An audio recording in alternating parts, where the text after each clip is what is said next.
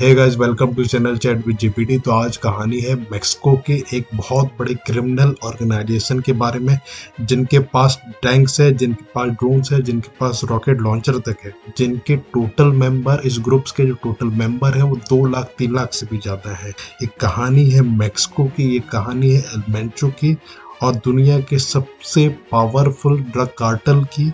आइए हम देखते हैं कौन है एल मेंचो, जिसके एनकाउंटर के बाद, जिसकी डेथ के बाद पूरा मेक्सिको ही जल उठा।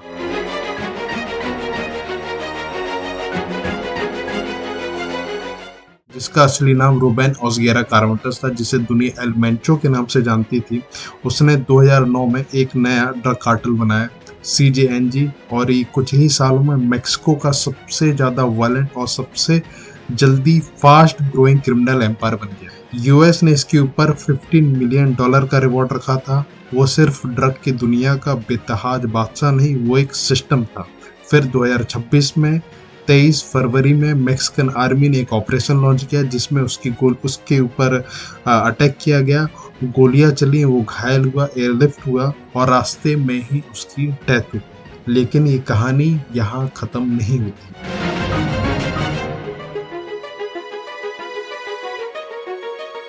आप ये देखिए, 2009 से लेकर के 2025 तक के बीच में एल मेंचो ने अपना एम्पायर इतना ज़्यादा बड़ा किया है कि 100 से ज़्यादा देशों में इसका नेटवर्क फैला हुआ है। यहाँ तक कि यूएस जैसे डेवलप कंट्री में भी इसका नेटवर्क फैला हुआ है।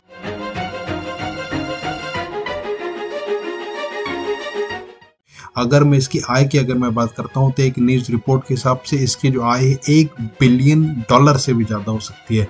आप यकीन मानिए, इसने अपना नेटवर्क जो है कितना ज़्यादा फैलाया होगा, इसका एम्पायर जो वो कितना ज़्यादा बड़ा है। एल मेंचो का ड्रग कार्टेल सीजेएनजी कितना ज़्यादा पावरफुल है, इस चीज़ का अंदाजा लगाइए कि इसमें जो टोटल मेंबर है वो 1.5 से 2 लाख, 2.5 लाख इतने तो इसके मेंबर है। इनके पास मशीन गन्स है, AK-47 है, आर्म्स व्हीकल्स है, टैंक्स है, ड्रोन्स है, रॉकेट लॉन्चर तक है। आप सबसे पहले ना आप ये एक वीडियो देखें।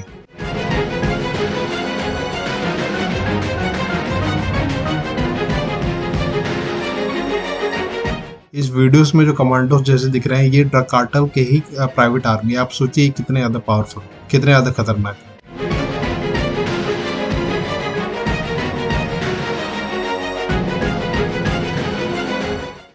जैसे ही एल मेंचो की मौत की खबर सामने आई, उसके बाद सीजीएनजी के मेंबर्स के द्वारा हाईवे ब्लॉक्स कर दी, कार जला दी, पेट्रोल पंप फूंक दिए उन्होंने।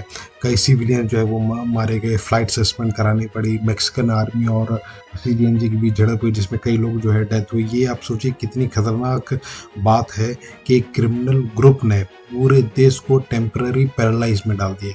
आप समझ के देखिए इस चीज़ों को।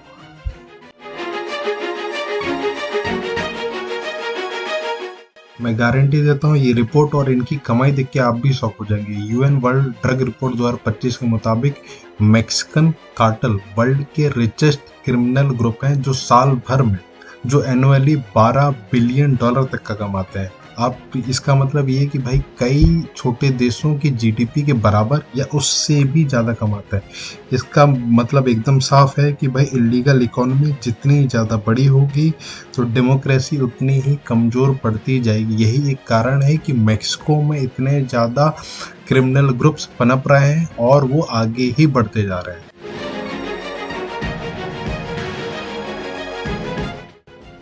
तो इस ड्रग कार्टेल से खतरा केवल मेक्सिको तक को ही नहीं, अमेरिका तक को भी है। कारण क्या? कारण ये कि अमेरिका दुनिया का सबसे बड़ा ड्रग मार्केट है और मेक्सिको से ही यूएस तक इलीगल रूट से जो है ड्रग्स पहुंचाया जाता है, जिसमें कोकेन, मेथ, फेंटेनिल तक के जो ड्रग्स इसमें शामिल होते हैं।